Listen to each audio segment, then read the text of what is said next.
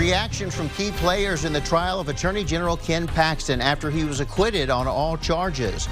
Artificial intelligence seems to be everywhere these days, the unexpected place it showed up today and why it may never be used there again. Beneficial rain to beautiful sunshine. We'll take you through the final days of summer and look into the first weekend of fall.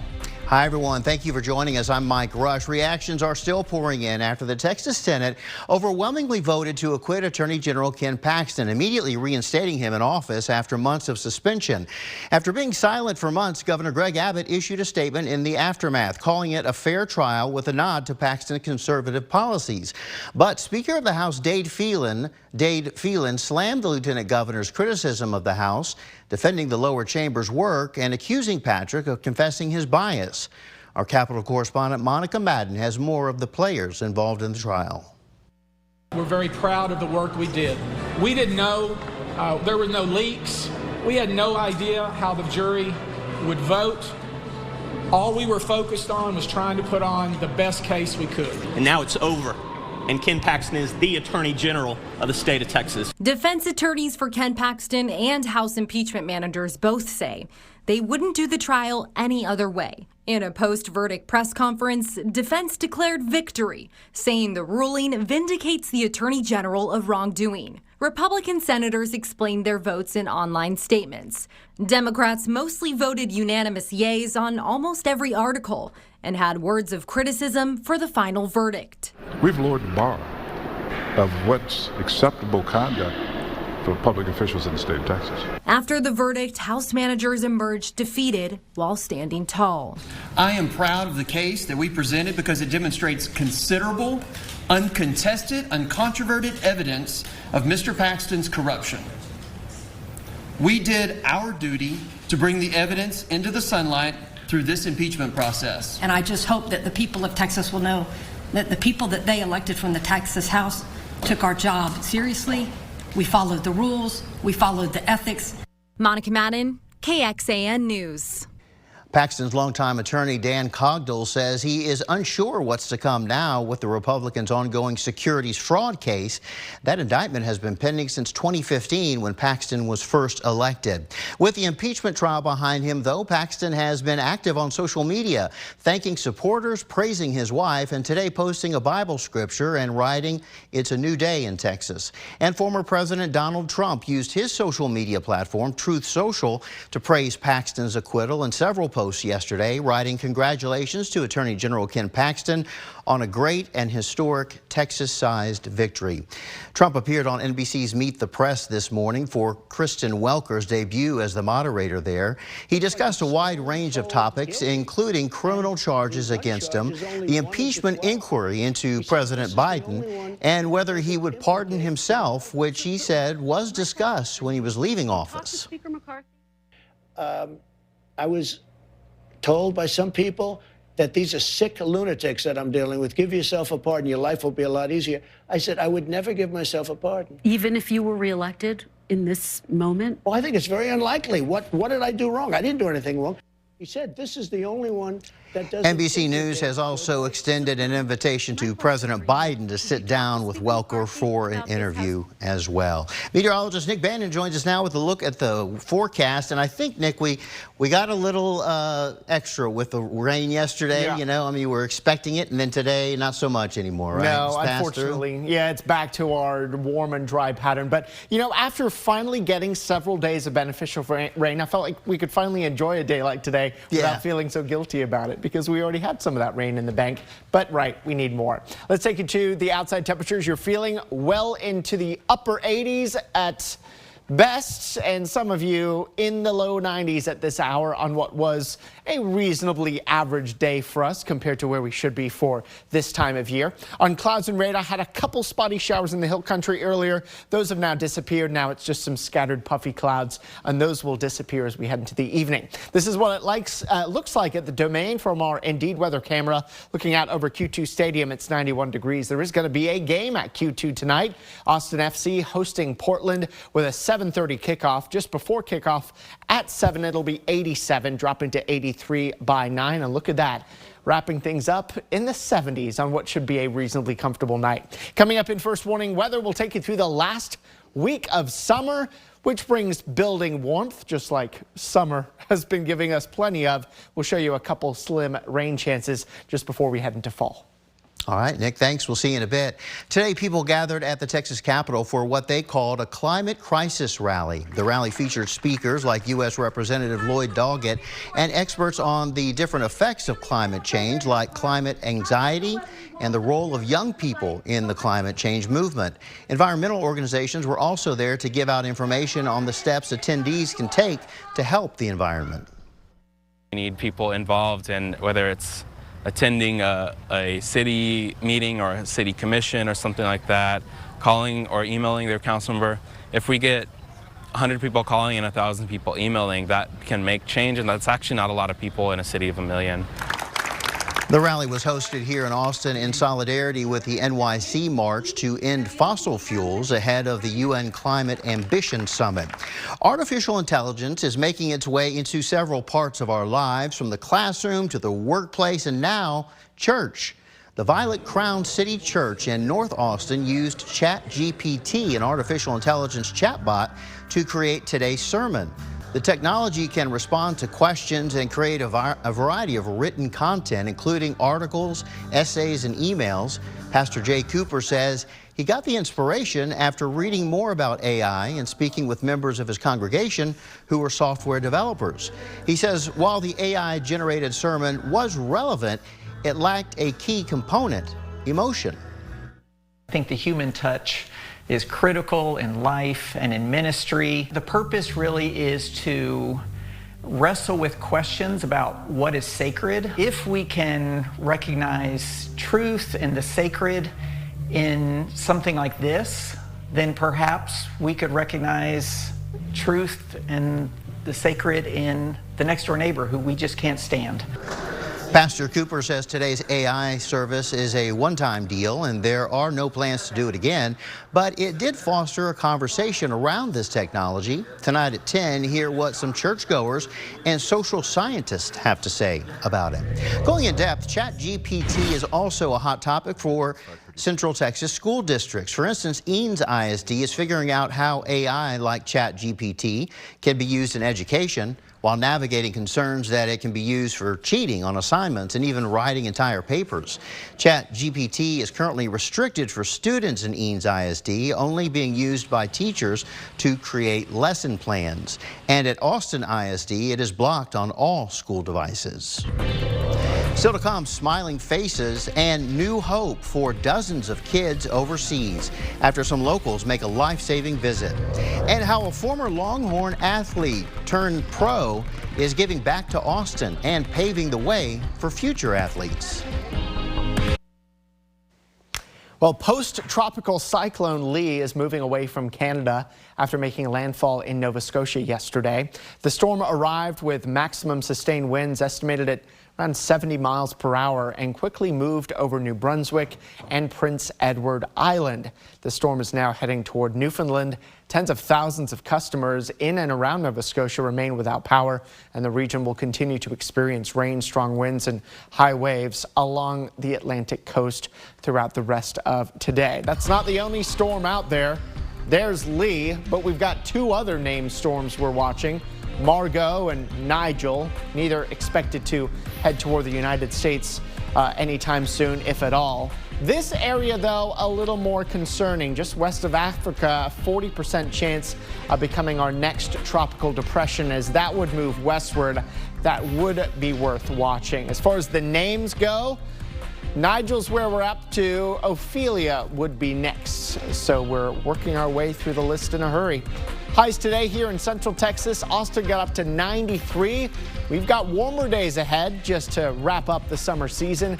We'll show you the changes and our chances for rain and first warning weather.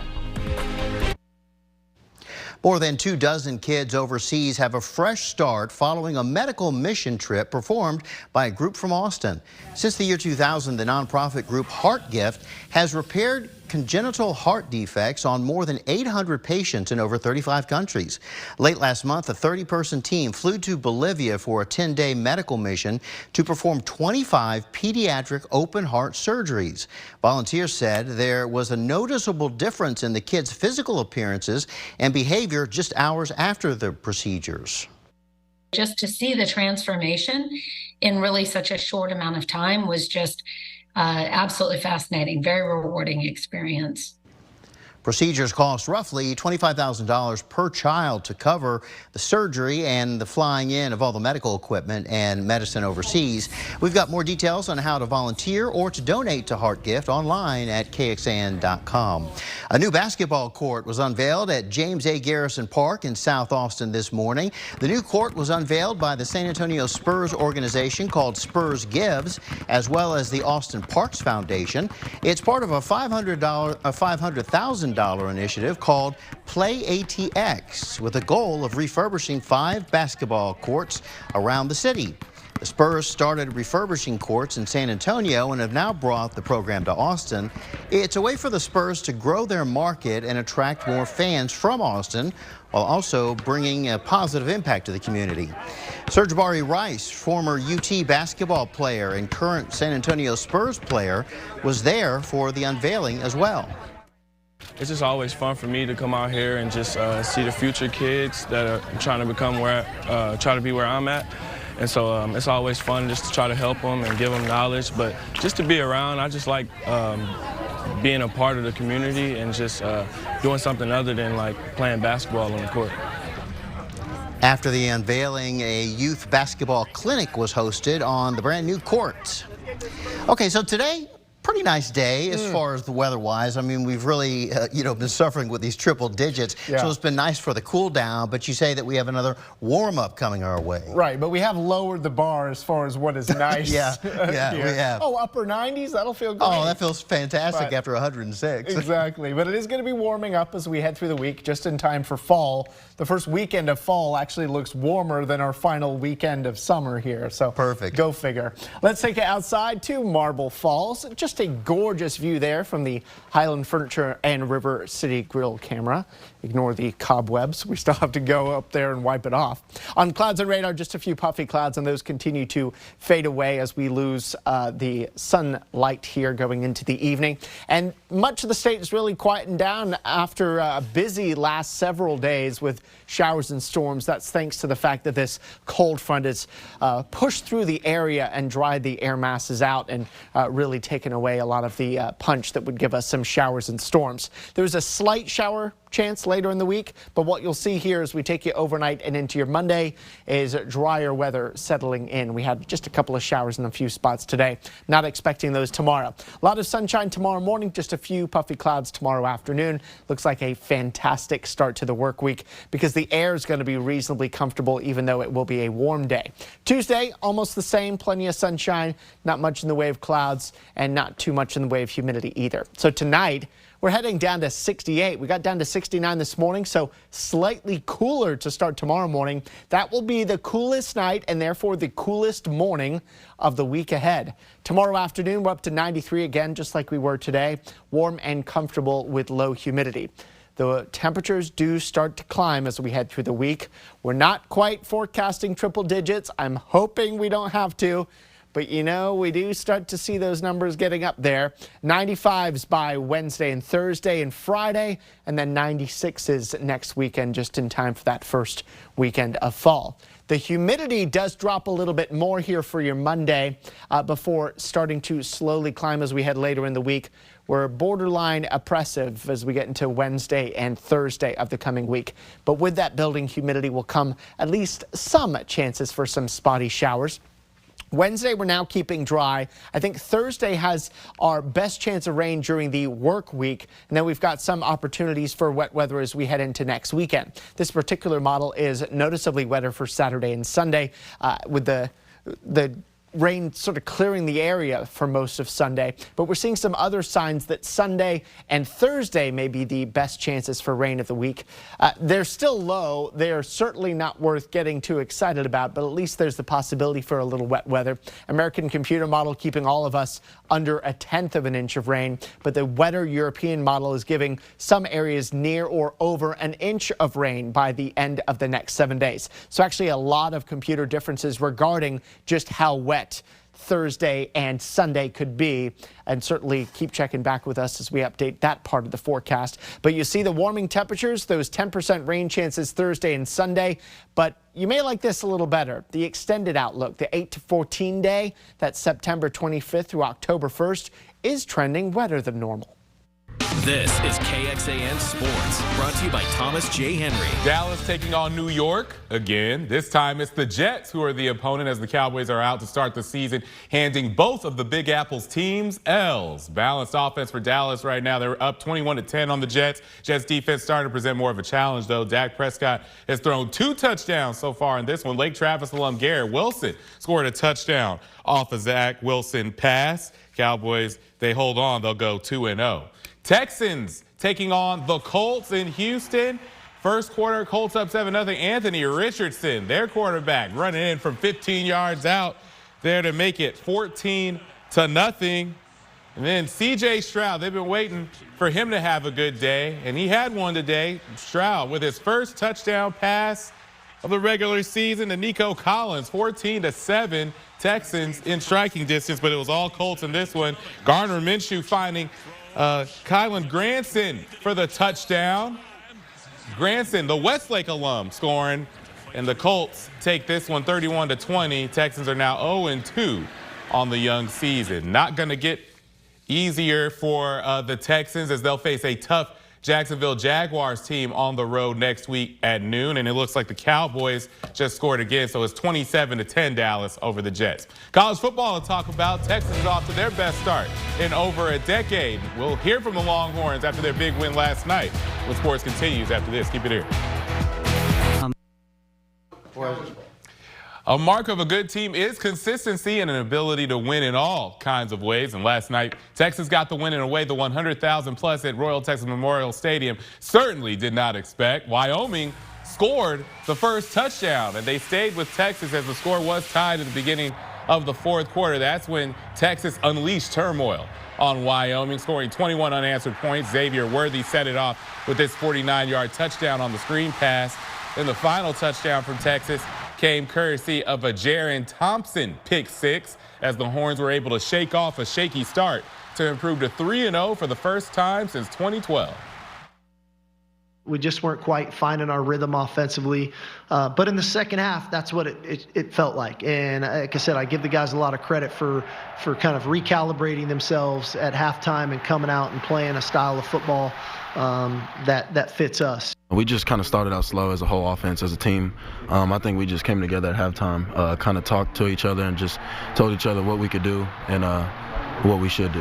Yeah, it's a good feeling, especially whenever it's a win like that. You know, in the fourth quarter, we're going to the fourth quarter is tied up, and for us to win the fourth quarter like we did, I think that just goes to say a lot about our mentality and, you know, the fight that we have, which I don't think we would have been in the same situation about a year ago. So I'm fired up about, you know, how it ended.